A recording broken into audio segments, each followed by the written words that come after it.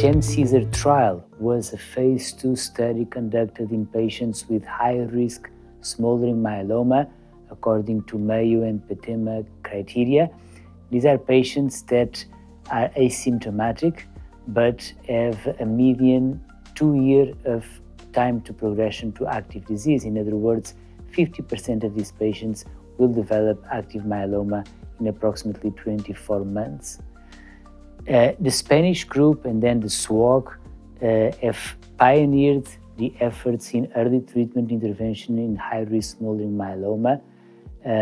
More than 10 years ago, we published the first results of the KIRIDEX clinical trial, a clinical trial that randomized these patients to the standard of care, that is observation versus treatment with Lendex. And we showed throughout the years a massive improvement in time to progression as well as overall survival in the Spanish trial.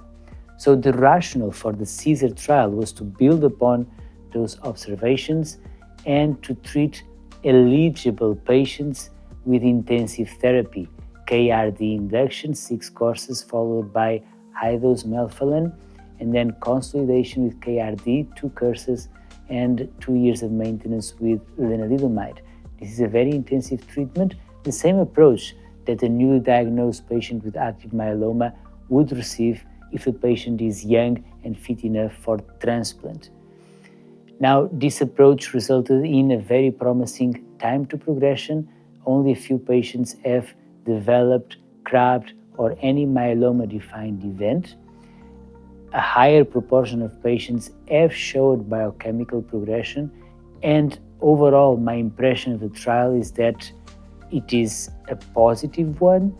The objective, that was a sustained MRD negative response 4 years after transplant, was generally achieved in almost half of the patients. My take is that the trial itself or the approach itself is not curative, at least in all patients. We need longer follow-up. The follow-up is quite long, but we need longer follow-up to see if there is a cure fraction. Those patients that achieved sustained MRD negativity for 4 years or more have excellent prognosis. This implies that we need to stage at 2 levels, not only to define a high-risk population, but also to identify those patients that will benefit the most with this approach or the other approach, and benefit the most is achieving these deep and durable MRD responses, because in these, the prospect of having myeloma-free disease 5-10 years ahead of the road is very, very high.